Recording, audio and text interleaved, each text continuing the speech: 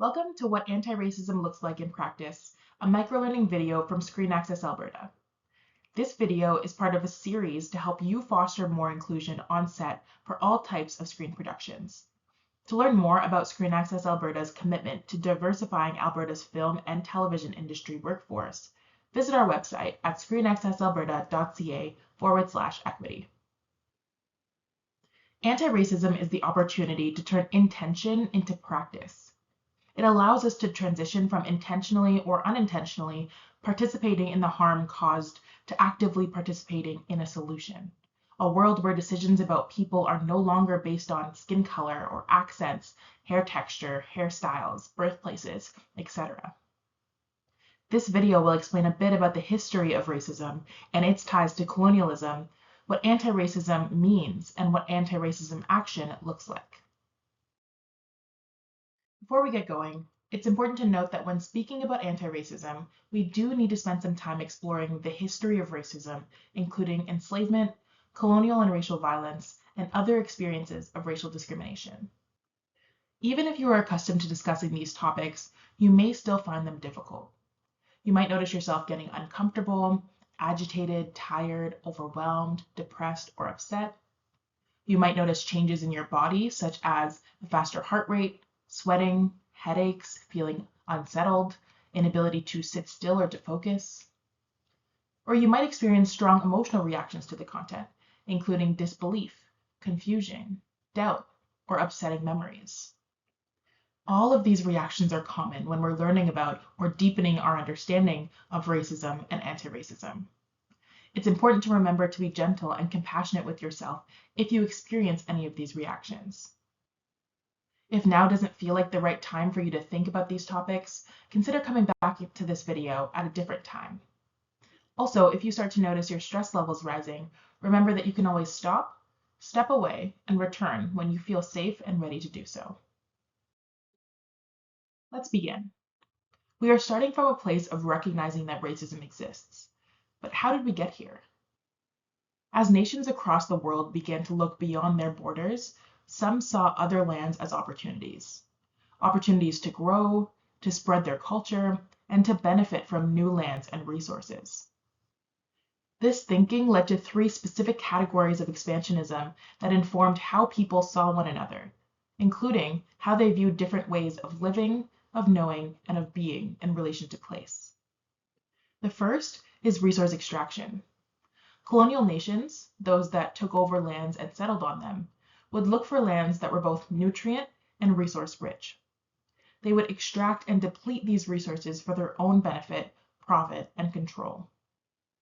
Colonialism is a system that also sees people as a resource. And when those people looked or sounded different than the colonizers considered them to be less than.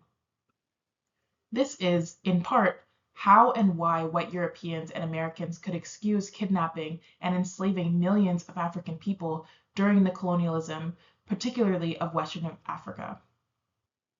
This was a facet of resource extraction colonialism.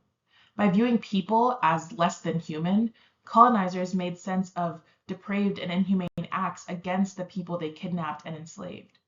They viewed actual humans as no different from the physical resources that were being taken from these lands. And colonialism still happens today. In this process, vast amounts of wealth are stolen from their place of origin and hoarded by those from colonizing nations who hold enough global economic and social power to be able to extract those resources. People who are kidnapped and enslaved created more wealth for that class through their unpaid labor. Resource extraction creates scarcity and inequality, but it also manifests power and control by moving resources from one place to another. The second element is settler colonialism.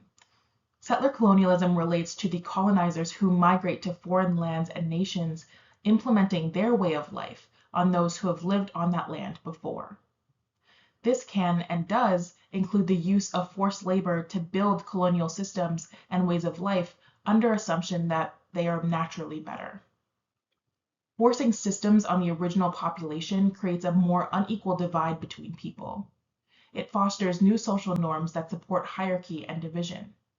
And these norms include racism, sexism, ableism, capitalism, patriarchy, religious control, and so on. Settler colonialism also brought the concept of cultural assimilation, which began during enslavement but persists today as well. For example, when we hear about how Canadian culture is being lost or replaced, or complaints about people speaking languages other than English in Alberta. The third element is empire building. Empire building manifests in two main ways. The first is by investing in defense that protects colonizers and colonial nations. The second invests in expansion that increases the wealth and resources of the colonial nation. Empire building grows inequality to a global scale. Societies become unequal between settler colonies, and the idea of inequality becomes more deeply held. Colonialism in the West has been largely carried out by white European nations. Because these colonial nations created a hierarchy, they have minimized and often eliminated or criminalized the systems created by people of color who originally resided on the land we now know as Canada. People of color are then left with fewer rights, fewer resources, and less power globally. Their rights, resources, and their ability to self-govern have literally been stolen through colonial forces. Remember, the goal of colonialism has been to transfer wealth and resources from one nation to another, while establishing colonial systems that keep the original inhabitants in positions of dependence. Colonialism has historically improved the standard of living for those of us in the global north, while creating instability and exclusion from economic wealth for those who live on the African and South American continents. But even those in the global north are not immune to the risks of colonialism and empire building. Canada faces cultural colonization with the sheer volume of American media, art, films, TV, music, making it harder for the smaller Canadian producers and artists. History has a way of hiding its legacy in the systems we build, disguised as the policies and processes we all agree with. But if we look at them critically, we can see how they uphold colonial ideas. For example, in the Canadian justice system, people of color, including Black and Indigenous peoples, tend to be overrepresented at all levels, including in the courts, prison, and criminal records. When it comes to education, think about whose stories are told and which groups of people are not represented. Which ways of being and knowing are taught as the default, and which are positioned as other or different? What becomes normal? These are questions we need to ask and then work to resolve, because once something becomes the normal expectation or default in society, anything different is seen as abnormal, possibly unworthy. Thinking like that starts to separate people and ideas into hierarchies, creating an exaggerated account of history from the perspective of the victor, and diminishing or erasing the history of others. This thinking continues into housing. Discrimination about who has access to housing, what kind of housing, and where it is located. We end up seeing higher levels of people of color being unhoused and unsafe. Bias in hiring and keeping employees, and not just who gets hired, but who is made to feel safe at work, who has to work harder to get noticed, and who is considered for their potential instead of their output, leads to fewer Black, Indigenous, and people of color, or BIPOC folks, in high levels of leadership and in high-paying work. Instead, they face higher rates of unemployment or unstable employment. Bias also affects the flow of immigrants in and out of a nation. In Canada, a settler colonial nation, our immigration system is rooted in racism. Immigration tends to favor white immigrants and refugees while excluding or disadvantaging immigrants and refugees who are people of color. This image, titled The Pyramid of Hate and Violence, is based on resources that detail similar ideas. These include the gender-based violence pyramid, the pyramid of hate, and the pyramid of white supremacy. The image shows the spectrum of hate and violence. Internalized biases and hate are at the bottom, creating the foundation for the layers above. The bottom and lower parts of the pyramid tend to include actions that are more covert or hidden, as well as socially acceptable or passable. Moving up in the pyramid, the actions are more overt, obvious, harmful, and less socially acceptable. Each layer builds on the one beneath it. Think of it this way. Only some people with an internalized bias take part in verbal aggression about race, but everyone who does take part in verbal aggression holds internalized bias. And this pattern holds true all the way up the pyramid. Verbal aggression makes space for social and systemic discrimination to be okay, and that gives physical violence a path to step forward. The more normal that physical violence becomes, the more opportunities exist for mass systemic violence. Again, not all bias leads to mass systemic violence, but mass systemic violence could not occur without a large number of people holding those biases. We all exist somewhere on this pyramid, and we all engage with systems that perpetuate racism. Some of us benefit from those systems, and some of us are directly hurt by them.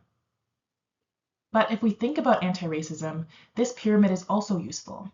It shows how much obvious and damaging acts of violence rely on everyday thoughts and what seems to be innocent actions.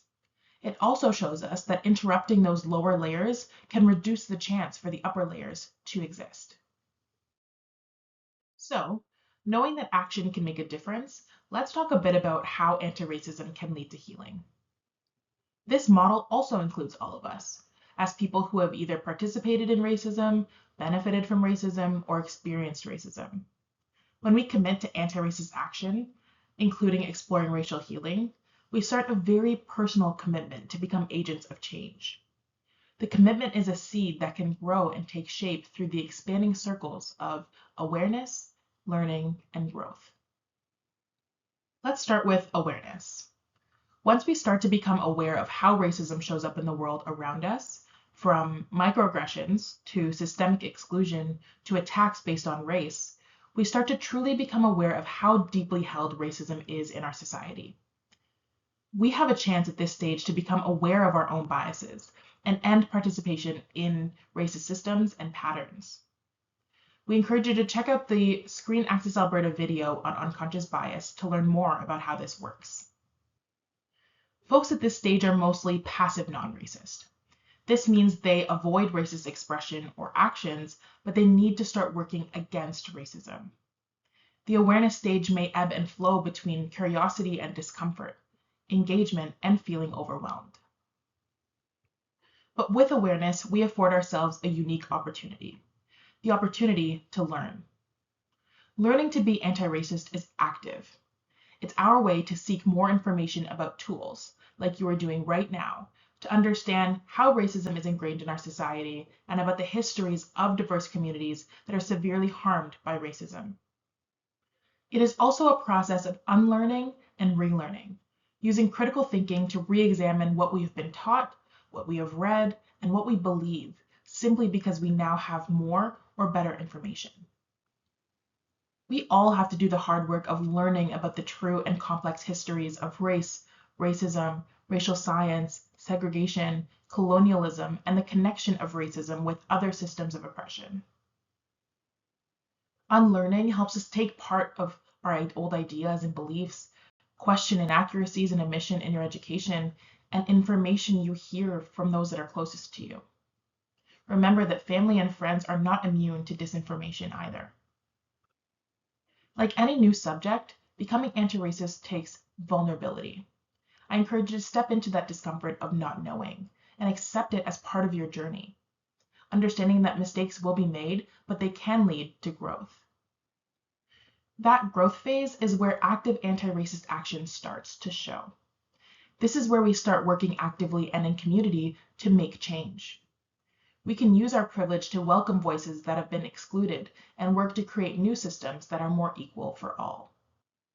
Growth includes building new connections with people with experiences and backgrounds that are different than ours, working to support people to have their own power and agency instead of holding power over anyone, and continually challenging ourselves to remain critical. Now, these phases look a little different for those who are experiencing the effects of racism. For Black, Indigenous, and people of color, our journey includes racial healing. Racial healing is the mental, psychological, spiritual, physical, social, and environmental healing that a person may go through to unlearn their own internalized racism. This helps us work toward better understanding our own identity, history, culture, and experiences. Racial healing recognizes the complexity and emotional work that it takes to stand up to people and the systems that have been designed to harm us.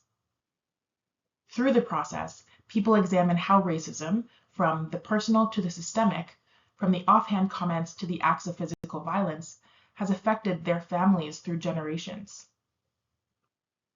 Working through this is complex, and it can bring up emotions and struggles that are different from those who have not been affected by the same experiences. You'll notice that this model is a series of concentric circles. Each circle includes the stage that came before. You see, we're always committing and recommitting to anti-racism. We are always increasing our awareness, our learning new things, and growing. And for all people, it is only through commitment, awareness, learning, growth, and active engagement that we can begin to build equitable community among us. This is how we move closer to creating a just and peaceful global society. By the end of this microlearning, you may be asking yourself what all of this means. What do I actually do from here? It will be a bit different for everyone, but here are some ideas to get you started on a path to being an agent of anti-racism, both in your workplace and in your life. To start becoming actively anti-racist, consider learning by following BIPOC creators and educators on social media, taking in media including books, podcasts, film, and television by and about people of color, and commit to continuous and ongoing learning, recognizing that there will always be more to learn. Start growing by incorporating what you have learned into how you live, using correct terminology and respectful language. Also, keep questioning and disrupting systems that may disproportionately affect BIPOC communities. For example, if you haven't had many people of color working alongside you on productions, start asking why and looking for ways to include more diverse cast and crew. You can also engage in sharing what you've learned and tried by telling your friends, your family, your colleagues about what you're learning and what you're finding helpful within your anti-racism journey. Speaking with your loved ones about anti-racism and calling out racism when you're around it. You can also use your privilege, both on set and beyond, to advocate for equitable policies and processes that foster more inclusion and welcoming environments for all. To build more anti-racist communities, focus on creating solidarity. Solidarity is so important in the pursuit of all anti-oppression work. Solidarity means standing together with people who share a common interest in anti-racism. Through solidarity with one another and with communities, we harness the power of good people doing good work for everyone's benefit. And it's by unlearning colonial ideas of division and hate that we can find solidarity with one another as human beings who share a planet. We can also offer mutual aid. Mutual aid is at the heart of community growth. It involves taking action to support one another while being supported through the actions of others. To promote mutual aid, you could share resources with a producer to inform anti-racist initiatives on set. You could set up a buddy system for people who feel unsafe traveling to and from set. Or you could advocate to hire people of color onto productions where they may have limited professional networks. One more thing to do, form coalitions. Bring together solidarity, ideology, and mutual aid by creating coalitions, groups of people who unite on a common cause, mission, purpose, or value. Coalition building can help to mobilize people when mass action is needed, such as in protests or counter-protests, signing petitions, writing to elected officials, and sharing information widely. For the film industry, this could mean creating a coalition that works to improve equity measures on set, or bringing together advocates to ask government to encourage diversity on sets through grant incentives.